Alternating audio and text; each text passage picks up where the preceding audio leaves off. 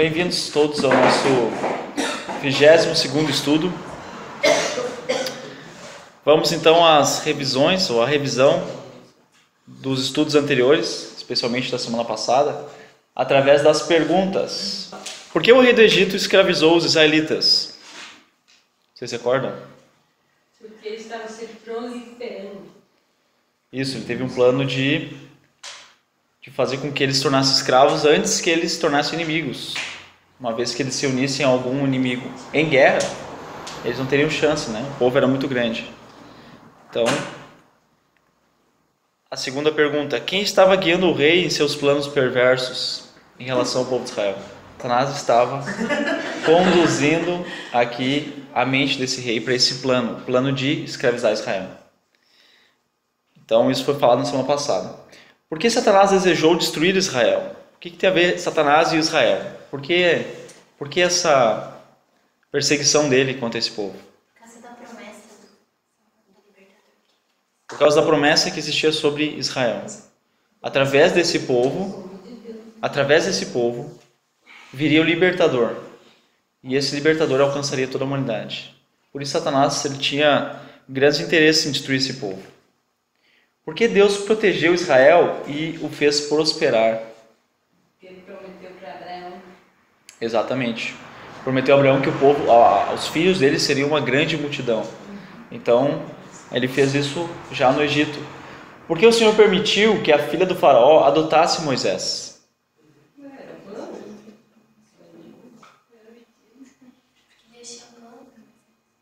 Sim, com certeza, Deus tinha um plano para Moisés. Mas por que tinha que ser no plano a filha do faraó?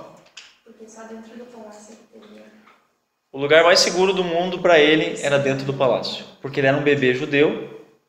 E um bebê judeu era morto exatamente na época que ele nasceu. Do sexo masculino. Também outra coisa. Não só porque ali era o lugar mais seguro.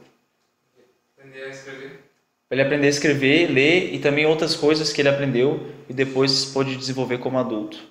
Estratégias, conhecimentos gerais. Será que Satanás, ou algum espírito, ou um ser humano, ou qualquer coisa pode impedir a Deus de fazer o que planeja? Não. Não. Nós vimos que não. Temos visto até agora que não. Será que os israelitas ou Moisés poderiam libertar a si mesmos do faraó?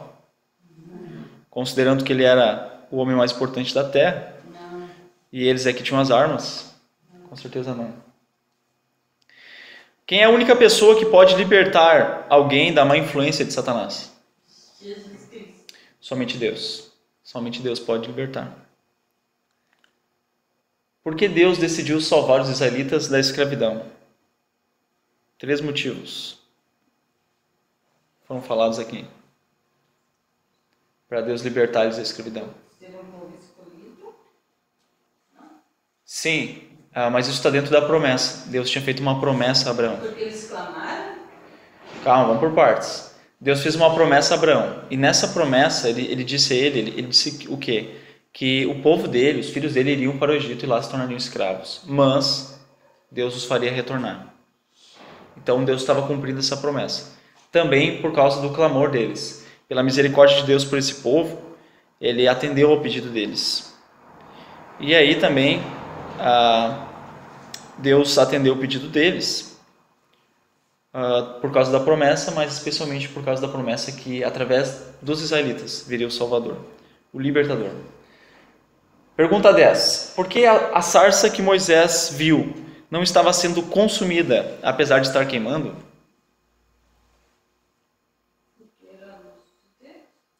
Pelo poder de Deus. Poder de Deus. Deus estava ali. E de uma forma sobrenatural. Apenas Deus poderia fazer algo assim. Nunca na história uma árvore se queimou sem se queimar. Aqui sim. O que o nome de Deus, Eu Sou, significa? Queria. Pronto.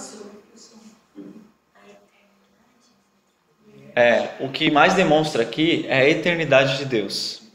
O fato de Deus ser. Não de um dia ele não foi, nem de que um dia ele vai ser, mas de que ele é. Simplesmente isso. Ele sempre é. Ele é no passado, ele é no presente, ele é no futuro. Quando o tempo não existia, Deus já era. Deus já existia. Então, é essa ideia da eternidade de Deus. Deus achava que o rei do Egito libertaria os israelitas imediatamente após Moisés dizer-lhe o que ele havia falado? Não, ele sabia que não. Ele falou para Moisés: olha, o rei não vai ouvir você. Os israelitas creram que o Senhor havia enviado Moisés?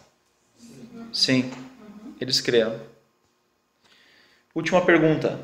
Será que Deus aceitará aqueles que não creem no que ele diz? Não. Não, Deus não aceita. Ele rejeita. E ele castiga todo aquele que trata ele mesmo como mentiroso. Então, no estudo de hoje, aliás, no último, a última coisa que nós vimos é que Moisés fala com o povo ouve ele, crê nele, e aí encerra aí. Mas o povo continua escravo ainda. Na história passada ele continuava escravo. E no estudo de hoje, nós vamos ver o que aconteceu com esse povo que ainda era escravizado pelos egípcios. Embora nenhum de nós aqui tenhamos sido escravos exatamente como eles, vendidos ou comprados, todos nós nascemos escravos do pecado. Então, vamos ver o que Moisés e Arão falaram com o faraó. Em Êxodo 5,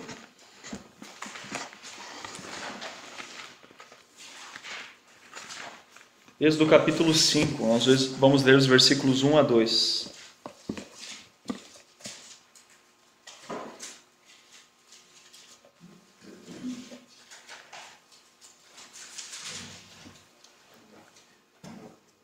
Depois disso, Moisés e Arão foram falar com o faraó e disseram: assim diz Yahvé, o Deus de Israel: deixe o meu povo ir para celebrar-me uma festa no deserto. O faraó respondeu: quem é Yahvé, para que eu lhe obedeça e deixe Israel sair? Não conheço Yahvé, não deixarei Israel sair. Aqui, através de Moisés e Arão, Deus estava dando uma mensagem de ordem ao faraó.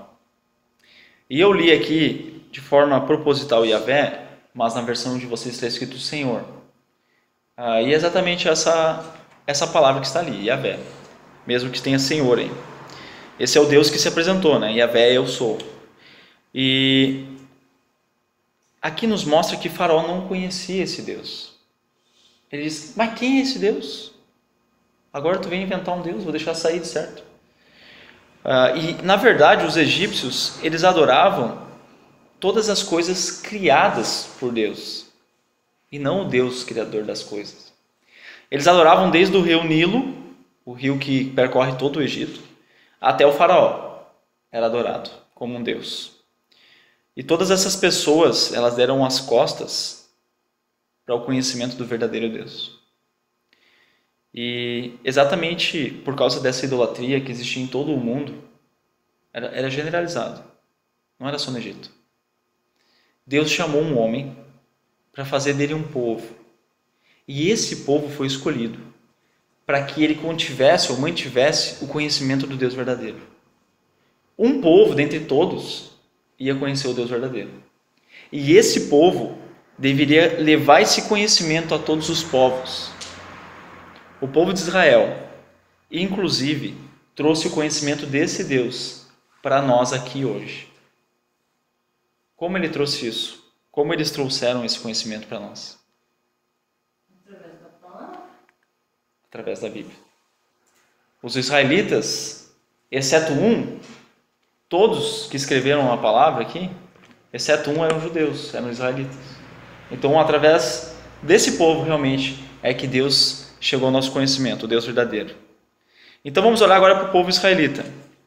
Essa geração aqui que Moisés estava vivendo nessa época, eles nunca tinham visto nada, nenhum fato poderoso em relação a Deus.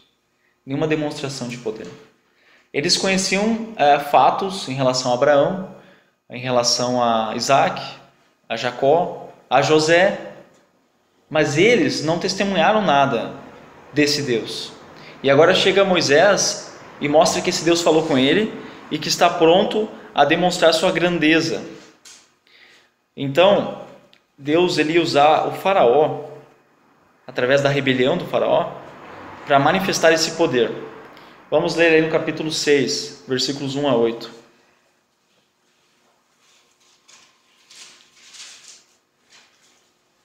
Então, o Senhor disse a Moisés: agora você verá o que farei ao faraó. Por minha mão poderosa, ele os deixará ir. Por minha mão poderosa, ele os expulsará do seu país.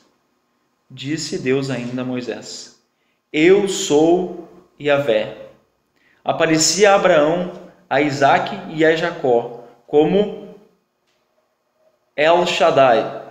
Aí está escrito Deus Todo-Poderoso.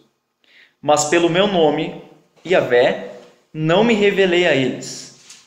Depois estabeleci com eles a minha aliança, para dar-lhes a terra de Canaã, terra onde viveram como estrangeiros. E agora ouvi o lamento dos israelitas, a quem os egípcios mantêm escravos, e lembrei-me da minha aliança. Por isso, diga aos israelitas: eu sou Yahvé. Eu os livrarei do trabalho imposto pelos egípcios. Eu os libertarei da escravidão e os resgatarei com braço forte e com poderosos atos de juízo. Eu os farei meu povo e serei o Deus de vocês. Então vocês saberão que eu sou Yahvé, o seu Deus, que os livra do trabalho imposto pelos egípcios. E os farei entrar na terra que, com mão levantada, jurei que daria a Abraão, a Isaque e a Jacó. Eu a darei a vocês como propriedade. Eu sou o Senhor, ou Yahvé. Então Deus, ele tem um plano aqui. Ele tem um plano de mostrar aos egípcios que somente ele é o Deus verdadeiro e que tem poder sobre toda a criação. Ele também queria mostrar aos egípcios que os deuses que eles confiavam, eles seriam incapazes de protegê-los da sua mão poderosa. Entre os egípcios, pessoal, existiam pessoas altamente especializadas e inteligentes. Eles tinham uma agricultura tão avançada que apenas no século XVIII, na Europa, se chegou no mesmo nível da agricultura deles. Eles tinham arquitetos, eles tinham escritores, eles tinham músicos, matemáticos, químicos. Mas, espiritualmente, essas pessoas eram cegas, eram tolas. Elas acreditavam numa grande bagunça que eram os deuses deles. Se você tentar entender os deuses deles, você vai ver que é uma enorme bagunça ali. Você não consegue entender que Deus vem do quê. Os deuses mudam de nome dependendo da região. Então, essas pessoas, embora estivessem escravizados israelitas, elas próprias eram escravas. Escravas da influência de Satanás. Satanás é que traz aos povos a idolatria. A gente pode achar um absurdo eles adorarem uma vaca. Uma vaca sagrada. Mas na nossa cultura existem coisas que são idolatradas, que para nós não parece anormal, mas são ídolos. Eu já falei sobre isso aqui no estudo. Então, para cada cultura, Satanás usa de um modo, para que haja ídolos. Agora, esse povo, eles iam saber logo, quem era o Eu Sou. E Faraó, ele estava determinado a enfrentar Deus. Por isso Deus planejou usar esse rei ímpio para mostrar o seu grande poder e o seu terrível julgamento. Então vamos ver isso que eu estou falando aí na palavra. Êxodo 7, os versículos 4 a 5. Ele não os ouvirá. Está falando sobre o faraó. Então, porei a minha mão sobre o Egito, e com poderosos atos de juízo tirarei do Egito os meus exércitos, o meu povo, os israelitas. E os egípcios saberão que eu sou o Senhor, quando eu estender a minha mão contra o Egito e tirar de lá os israelitas. Esse aviso aqui que Deus está dando para Moisés, ele também deve servir de aviso para nós. Por que para nós? Porque nós não podemos ignorar a Deus ou enfrentá-lo. Ninguém que enfrenta a Deus pode vencer ou escapar do seu castigo. Toda rebeldia contra Deus, ela é punível, será punida. Então, da mesma forma como o faraó se voltou contra Deus, ainda hoje nós podemos nos voltar.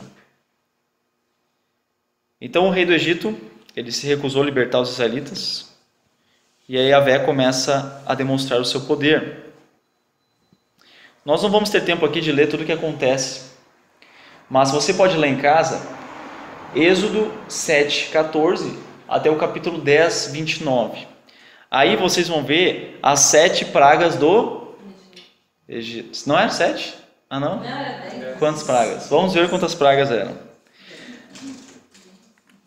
Certo, então na primeira praga o Senhor transformou a água do Nilo em sangue.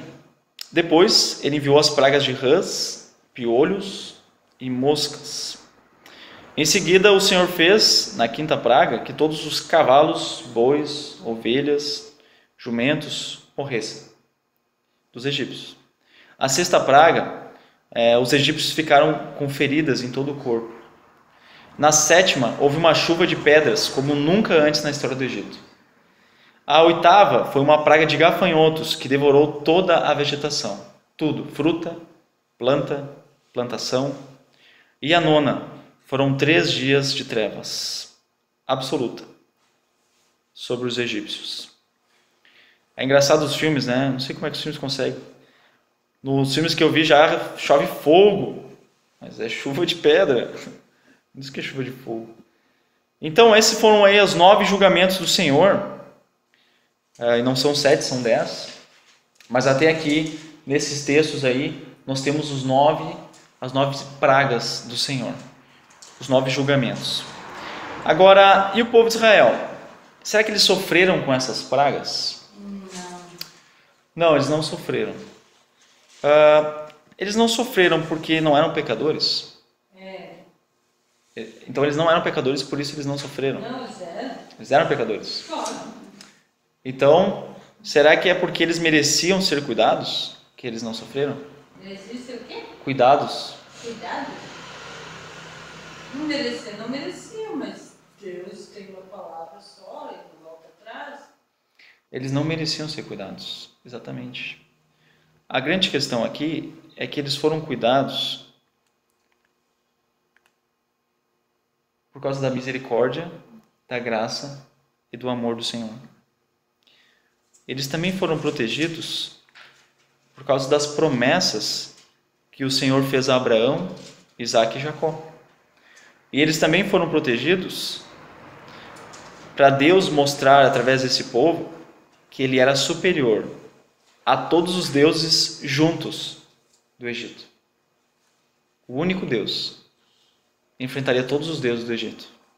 Mas na verdade aqueles deuses eram Todos falsos. E sabe o que é interessante? Cada uma dessas 9 pragas, elas humilharam uma deidade, um deus dos egípcios.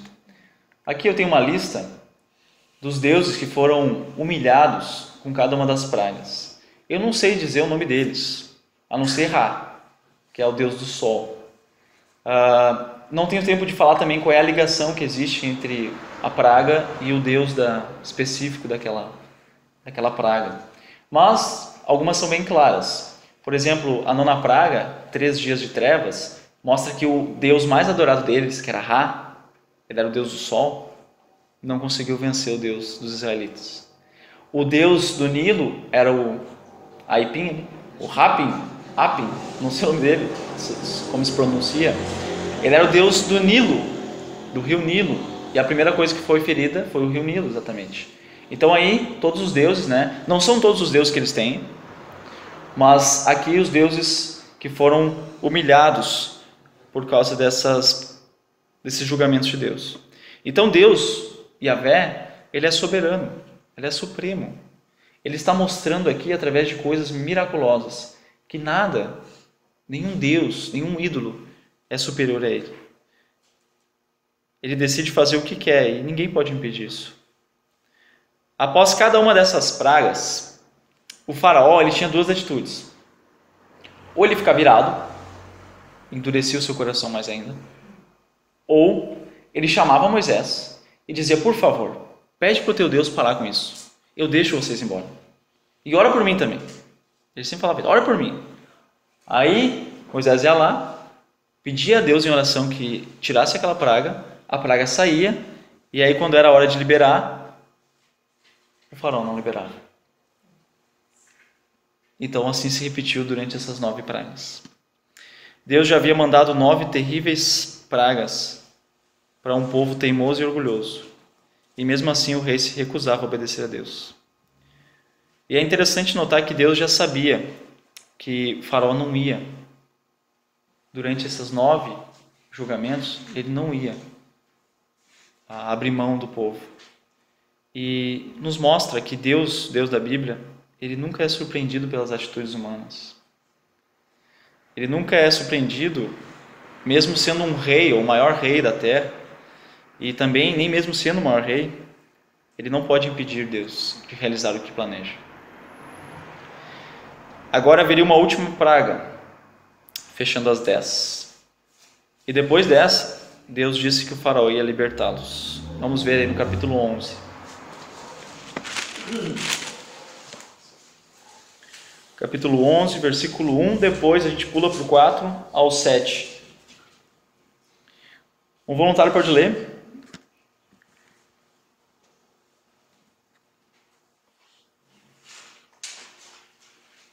Disse então o Senhor a Moisés: enviarei ainda mais uma praga sobre o faraó e sobre o Egito. Somente depois desta, ele os deixará sair daqui e até os expulsará totalmente. Disse, pois, Moisés ao faraó: assim diz o Senhor: por volta da meia-noite passarei por todo o Egito. Todos os primogênitos do Egito morrerão, desde o filho mais velho do faraó, herdeiro do trono, até o filho mais velho da escrava que trabalha no moinho, e também todas as primeiras crias do gado. Haverá grande pranto em todo o Egito, como nunca houve antes, nem jamais haverá.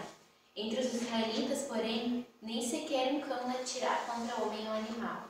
Então vocês saberão que o Senhor faz distinção entre o Egito e Israel. Obrigado. Essa última praga, ela iria humilhar um falso Deus que era filho de Ra, o próprio faraó. O faraó era adorado por ser considerado filho de Ra, filho do Deus Sol. E esse Deus para os egípcios seria humilhado por quê? Porque o próprio filho dele seria tirado dele. Ele não tinha poder contra o Deus de Israel. Seria uma praga tão terrível que nos mostra aqui nos versículos que não é nesses aqui, é nos próximos que a gente vai ler, mas nos diz que seria um lamento como nunca antes houve na história do Egito. E é interessante observar que os israelitas, eles mereciam morrer também pelos seus pecados. Não é só os egípcios que mereciam morrer pelos seus pecados. Os israelitas também mereciam. Eles só não foram mortos pela graça e misericórdia de Deus. O Senhor lembrou das suas promessas a Abraão também. E Deus revelou a Moisés que existia um modo de salvar os seus filhos dessa praga. Esse modo envolvia 5 passos. Esse plano de Deus. Então, o primeiro passo para se cumprir esse plano era que eles deveriam escolher um cordeiro sem defeito. Vamos ler aí no capítulo 12, versículo 1 a 5. O Senhor disse a Moisés e Arão, no Egito: Este deverá ser o primeiro mês do ano para vocês. Digam a toda a comunidade de Israel que no 10º dia deste mês, todo homem deverá separar um cordeiro ou um cabrito para a sua família, um para cada casa. Se uma família for pequena demais para um animal inteiro, deve dividi-lo com seu vizinho mais próximo, conforme o número de pessoas e conforme o que cada um puder comer. O animal escolhido será macho de 1 ano, sem defeito, e pode ser cordeiro ou cabrito. Então aqui o líder de cada casa, ele ia escolher um cordeiro ou um cabrito para a sua família. Vocês lembram quando Abraão foi sacrificar Isaac, que surgiu um substituto para Isaac? O que era? Era um carneiro. Aqui está o carneiro. E ele ficou preso pelos chifres. Por que ele ficou preso pelos chifres? Porque ele não podia se machucar. Ele tinha que ser perfeito. E aqui, mais uma vez, esses animais precisavam ser perfeitos. Agora eu quero esclarecer uma coisa. Qual é a diferença entre carneiro, ovelha, cordeiro, cabrito, cabra e bode? É muito simples. Muito simples. A ovelha. Todos sabem o que é a ovelha. A ovelha é a fêmea. Quem é que é o macho? O carneiro. A ovelha é a fêmea, o macho é o carneiro. E o filhote de até 1 ano é o cordeiro. Cordeiro. Agora no caso do cabrito. O cabrito é o filhote. Quem é que é a mãe do cabrito? A cabra. E o pai? Bode. Então o bode com a cabra dá o cabrito. E a ovelha com o carneiro, o cordeiro. Certo? Então eu também tinha dúvidas sobre isso. Então, a segunda coisa que os israelitas deveriam observar, a primeira é que eles deveriam escolher um cordeiro sem defeito. A segunda é que deveriam matar o cordeiro e recolher o seu sangue numa bacia. Vocês podem achar macabro isso, mas vão entender logo. Capítulo 12, aí no versículo 6, continuação. Guardem-no até o 14º dia do mês, quando toda a comunidade de Israel irá sacrificá-lo ao pôr do sol. Esse cordeiro, então, ou cabrito, ele tinha que ser guardado durante 4 dias. E aí, nesse dia, 14º, ele seria sacrificado no pôr do sol. Esse animal, ele tinha que morrer.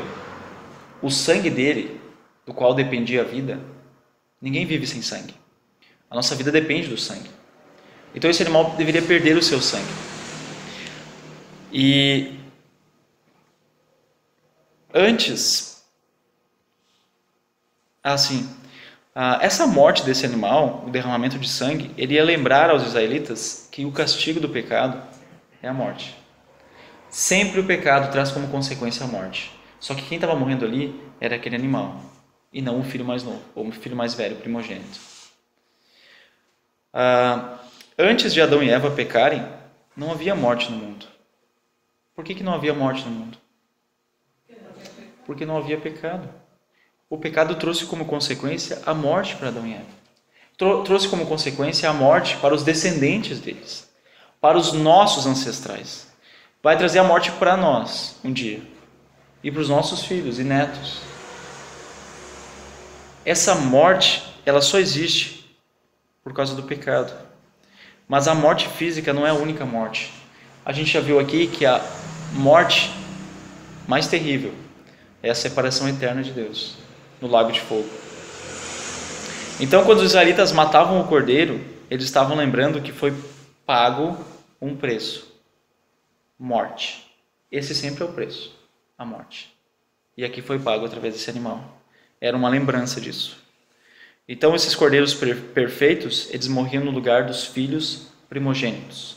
O filho primogênito é o primeiro filho de uma família. A terceira coisa que eles deveriam fazer, deveriam passar o sangue nos umbrais da porta. Vamos ler aí, versículo 7.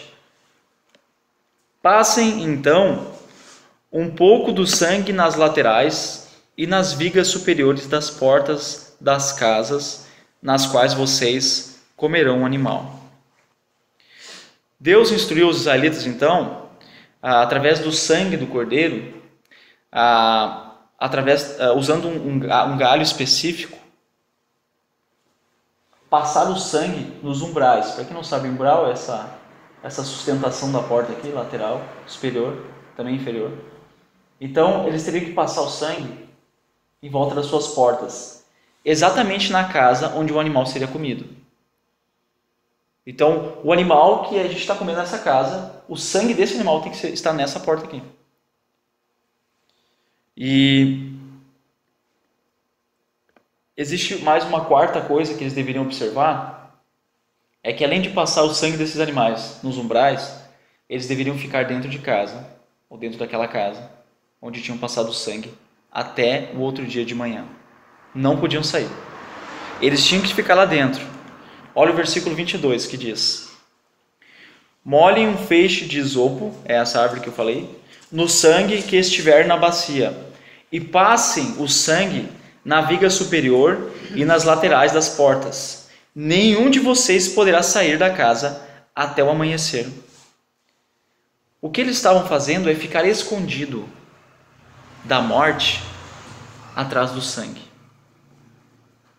O sangue daquele cordeiro era uma defesa para eles da morte. Então é isso que estava sendo representado aqui. E uma última coisa que eles deveriam observar nesse sacrifício todo, nesse plano de Deus, é que não deveriam quebrar nenhum osso do cordeiro. Então o plano de Deus consistia no quê? Escolher um cordeiro sem defeito, matar esse cordeiro, recolher o sangue, passar esse sangue nas portas, ficar dentro da casa a noite toda e, por fim, não quebrar nenhum osso. Nem ao matar, nem ao comer. Então, se queria comer a costela, tinha que puxar toda ela. Não poderia quebrar nenhum osso. Esse era o plano de Deus, então, para eles. E é interessante que Deus ordenou Moisés a fazer exatamente o que estava aqui. Deu um plano bem elaborado. Quando Adão e Eva tentaram resolver a situação deles com roupas de folhas, Deus aceitou isso? Não. Quando Caim decidiu fazer o sacrifício do modo que ele queria, trazer uma oferta a Deus do modo como ele queria, Deus aceitou? Não. Quando Noé fez a arca, ele fez do jeito que ele queria? Noé seguiu um plano. 6x1. Uma porta. Vocês lembram, né? Que foi falado aqui. Aquele plano era específico. Ele já tinha a planta. Exatamente assim, os israelitas precisavam seguir o que Deus tinha ordenado. Exatamente igual. E é interessante que nós vamos ver em outros momentos na Bíblia, Deus dando instruções muito, mas muito detalhadas sobre alguma coisa. Faça isso, mas faça assim, assim, assim, assim. E existe um livro da Bíblia que é cheio de explicações de como fazer as coisas. Às vezes a gente fica até cansado, né? Sem poder entender muito bem o que está acontecendo. Então, o Deus da Bíblia, ele é o mesmo hoje ainda. Nós não podemos chegar até ele com as nossas próprias ideias, os nossos próprios métodos, como Caim tentou, como Adão e Eva tentaram. Nós precisamos nos aproximar dele. A gente não leu 46, já vamos ler. Nós precisamos nos aproximar dele na maneira que ele estabeleceu. Se não for dessa maneira, ele jamais nos aceitará. Vamos ler então agora o versículo 46. Vocês o comerão numa só casa. Não levem nenhum pedaço de carne para fora da casa, nem quebrem nenhum dos ossos. Então é isso que eu falei sobre os ossos, né? Então Deus dá mais algumas instruções, nos versículos 12 a 14. Naquela mesma noite passarei pelo Egito e matarei todos os primogênitos, tanto dos homens como dos animais, e executarei juízo sobre todos os deuses do Egito. Eu sou o Senhor. O sangue será um sinal para indicar as casas em que vocês estiverem. Quando eu vir o sangue, passarei adiante. A praga de destruição não os atingirá quando eu ferir o Egito, este dia será um memorial que vocês e todos os seus descendentes lembrarão como festa ao Senhor. Celebrem-no como decreto perpétuo. Alguém faz ideia de que festa é essa? A Páscoa. Essa é a festa. Mas Deus está prometendo a eles aqui que se eles seguissem essas ordens, se eles fizessem exatamente como Deus disse, eles iriam morrer? Não. Se eles fizessem exatamente como Deus disse, eles iriam viver. Vocês conseguem imaginar aqui o tremendo temor de Deus que se apossou, tomou conta dos israelitas? Deus falou que cada uma das pragas ia acontecer com antecedência. Então Deus falava, acontecia. Eles se impressionavam. Deus falava, acontecia. Eles ficavam impressionados. Agora não havia mais dúvida que Ele falou e vai fazer. E Ele falou que agora ia tirar vidas. Até então ninguém tinha morrido de homens, a não ser os que estavam no campo quando caiu pedras. Mas agora iriam morrer. Então, eles creram no Senhor. E crendo no Senhor, obedeceram a Ele. Fizeram exatamente como Deus tinha ordenado. Versículo 28. Depois os israelitas se retiraram e fizeram conforme o Senhor tinha ordenado a Moisés e a Arão. Vamos imaginar o seguinte, um israelita pensa, a seguinte coisa: mas bem capaz que eu vou matar esse cordeiro bom aqui. Eu tenho um doente, ele deve servir. Será que Deus ia aceitar o sangue de um cordeiro doente? Não ia. Mas talvez outro pensasse o seguinte: olha, dá uma dó matar esse bichinho aqui. Eu vou deixar ele lá na frente da casa, amarrado. Quando Deus vir ele lá, Deus vai passar. Esse homem talvez está pensando que Deus é Tiranossauro Rex, né? Deixa lá o cabrito lá. É o quê? Tiranossauro Rex. Pessoal, ia adiantar isso? Deixasse um cordeiro vivo lá? Ah, me deu pena de matar. O sangue, coitadinho. Não, só tinha um modo. O modo que Deus aceitaria é o modo que Ele descreveu. Então não adiantava inventar coisas aí. O cordeiro tinha que morrer mesmo. O sangue precisava ser derramado para que eles lembrassem o preço do pecado. Então o plano de Deus era esse. Os israelitas confiaram nesse plano, na promessa dele que ia protegê-los. E vamos ver o que aconteceu nos versículos 29 a 30. Então, à meia-noite, o Senhor matou todos os primogênitos do Egito, desde o filho mais velho do faraó, herdeiro do trono, até o filho mais velho do prisioneiro que estava no calabouço, e também todas as primeiras crias do gado. No meio da noite, o faraó, todos os seus conselheiros e todos os egípcios se levantaram, e houve grande pranto no Egito, pois não havia casa que não tivesse um morto. Todos os primogênitos do Egito morreram, tanto homens como animais. Desde o filho do faraó, que um dia seria faraó, até o filho do prisioneiro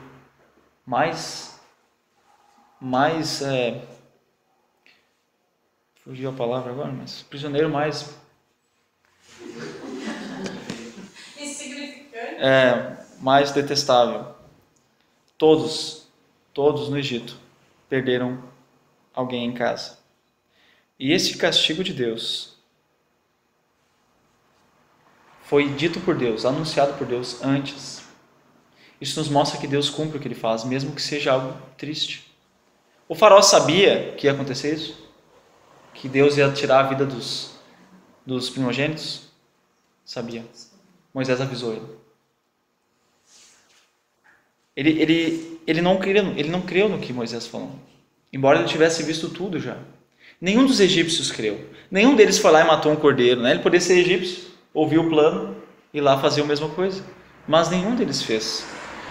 Então, essa teimosia do rei, essa autoconfiança dele, trouxe ao faraó um preço muito alto para o Egito.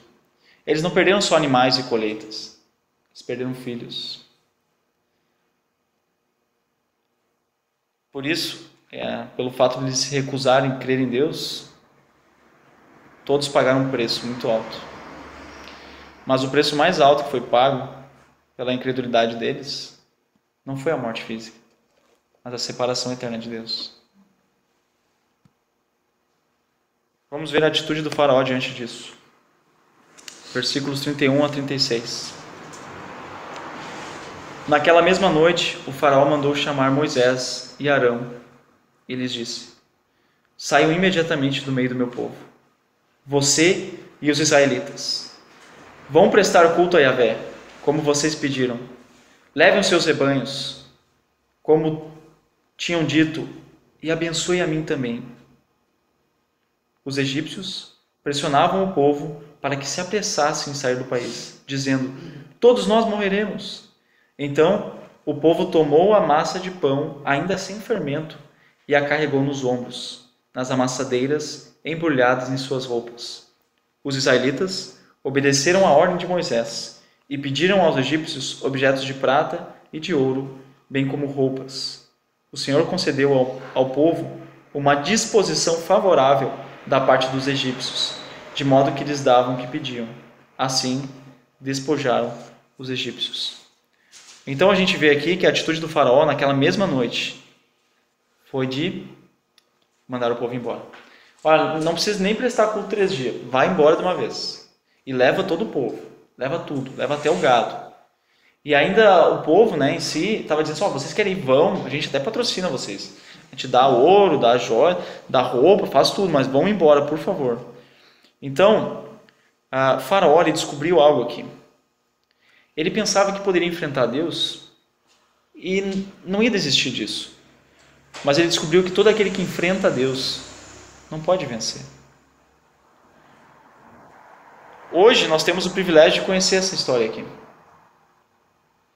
E conhecendo essa história, nós podemos agir de forma diferente a do faraó.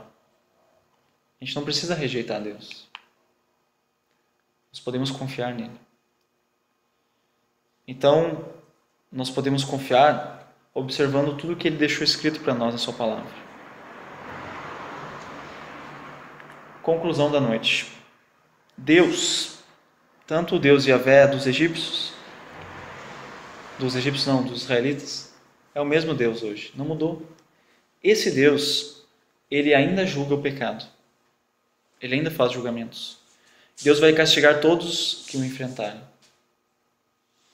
Esse Deus ainda requer que creiamos nele. Ele vai mostrar sua misericórdia e vai dar sua paz àqueles que confiam nele. E ainda, esse Deus cumpre suas promessas, ainda hoje. Ele libertou o povo exatamente como ele havia dito. E ele pode cumprir o que ele diz, ainda hoje. Ele não mudou. Perguntas. O que foi que Faraó falou quando Moisés lhe disse que o Senhor Deus de Israel ordenou-lhe deixar Israel sair? O que ele disse? Ele não conhecia. E eu não vou deixar. Não sei quem é. Fica quieto, não vou deixar. A resposta do rei surpreendeu o Senhor? Não surpreendeu. Será que uma pessoa, ou que uma pessoa diz, pensa ou faz, pega o Senhor de surpresa? Não, nada. Então, como Deus planejou usar esse rei ímpio? Para glorificar ele. Mas como? Como é que Deus decidiu usar esse faraó?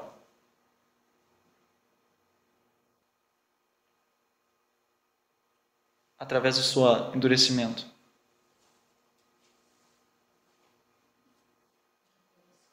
Sim, mas como? Como é que foi que Deus usou esse rei? Para mostrar que ele era poderoso. Atingindo os tais deuses que eles tinham, não? Exatamente, através das pragas. Deus usou esse rei, usou sua rebeldia, para mostrar a todos que ele era o único Deus, e não aqueles deuses falsos. Como o Senhor mostrou o seu poder? Exatamente o que eu já falei. Quais foram essas pragas? Peste. Primeira, o Nilo sangrou. O envio das rãs, os piolhos, das moscas. Depois vem o quê? Os animais ficaram doentes e morreram. A sexta foi doenças nos próprios egípcios. A sétima foi a chuva de pedra. A oitava foi os gafanhotos. A nona foi as trevas de 3 dias. E por fim, a morte de todos os primogênitos. Por que essas pragas não vieram também sobre os israelitas? Eu falei sobre isso. Por causa da promessa de Deus. Pela promessa de Deus, Da misericórdia do amor pela misericórdia de Deus. de Deus também. Mas qual promessa de Deus? Que ele fez a Abraão. Qual? De que, Fez muitas. que seria povo. Ajuda bem. Pai de uma grande nação. Então essa seria uma grande nação. Teve outra promessa que ele fez a Abraão também. Qual foi? Que o povo iria para o Egito, mas retornaria. E um terceiro motivo. Promessa, a misericórdia de Deus e A graça. demonstrar o seu poder. Ele queria mostrar que o Deus dos israelitas era quem estava controlando. Porque se a praga atingisse todos, os egípcios iam dizer: isso aí, sei lá quem é, mas não é o nosso Deus. A gente tem que ir atrás desse Deus aí. Mas eles perceberam que era o Deus dos israelitas. Os israelitas mereciam ser protegidos assim? Certamente não. E quanto mais a gente estudar a vida dos israelitas, a gente vai vendo que não. O que Faraó fazia cada vez que o Senhor enviava uma praga? Ele prometia que ia libertar o povo. Pedir oração. Ora por mim. Vai na igreja? Ora por mim. E aí, o que acontecia? Ele negava depois. O Senhor ficou surpreso com essas atitudes? Nem um pouco. O rei do Egito era capaz de vencer a Deus? Não foi capaz. Nem nunca será. Alguém pode enfrentar a Deus e vencer? Não. Qual foi o último castigo que Deus enviou sobre os egípcios? A morte do primogênito. A morte dos primogênitos. O que Deus disse aos israelitas para fazer a fim de que seus filhos primogênitos não morressem? Ele tinha um plano. Dentro desse plano tinham 5 coisas. Separar um cordeiro perfeito, de até 1 ano, senão não era mais cordeiro. O que mais? Isso fazia parte de separar ele. Matá-lo. Guardar o sangue. Terceiro? Passar na porta. Quarto? Ficar lá dentro. Ficar dentro da casa. Não quebrar nenhum osso. E por último? Não quebrar nenhum osso. Não quebrar nenhum osso. E daí depois comer. Mas dentro de casa. Dentro de casa. O que teria acontecido se os israelitas não tivessem feito tudo exatamente como Deus instruíra Moisés? Morreria. Os primogênitos morreriam também. Exatamente igual aos egípcios. Que bom que todos os israelitas ouviram. Porque nos é dito que os israelitas, ninguém morreu por terem crido. Nenhum cachorro latiu para eles. É dito ali. Quem é a única pessoa que pode nos dizer como podemos chegar a Deus e sermos aceitos por Ele? Somente Deus. Só Ele pode dizer isso. Ou Ele ou Satanás. Você pode ouvir os dois. Um dos dois, né? Um vai dizer a verdade, o outro não. O que aconteceu nas casas dos egípcios na noite, quando Deus disse que mataria o primogênito de cada família? Aconteceu exatamente o que Deus disse. Ele disse que morreria e naquela noite morreram. Qual foi a promessa de Deus para os israelitas? Libertar o povo. Se eles fizessem exatamente aquilo que ele falou, nenhum deles ia morrer. Essa era a sua promessa. O que aconteceu com os israelitas? Foram embora do Egito. Nenhum deles morreu e ainda foram patrocinados para ir embora. Por que as crianças israelitas não morreram? Porque eles obedeceram a Deus. Exatamente. Mas também porque o Deus que trouxe essa praga é fiel. Ele disse a sua palavra, a sua promessa, e ele cumpriu essa promessa. Deus sempre faz o que diz? Sim. Há coisas que ele ainda não fez na Bíblia. Então, será que ele não vai fazer? Vai. Vai. Há tempo para isso? Sim. Há todo o futuro pela frente.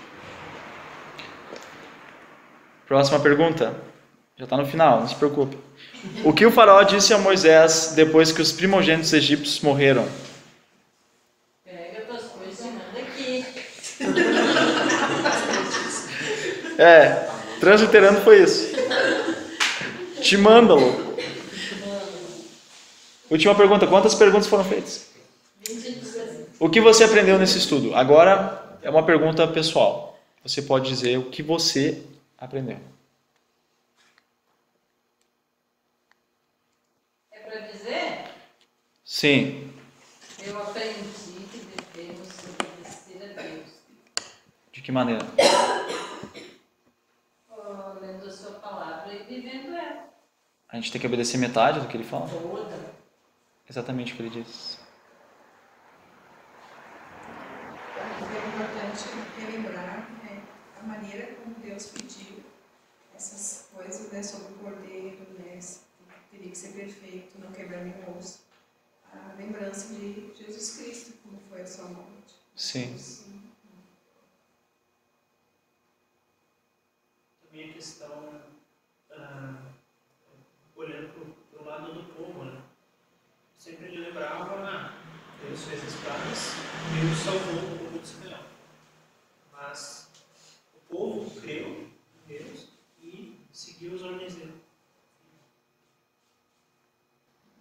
Também que o Deus dessa condição mesmo ainda hoje, e não mudou e cumpre as promessas. Cumpre suas promessas.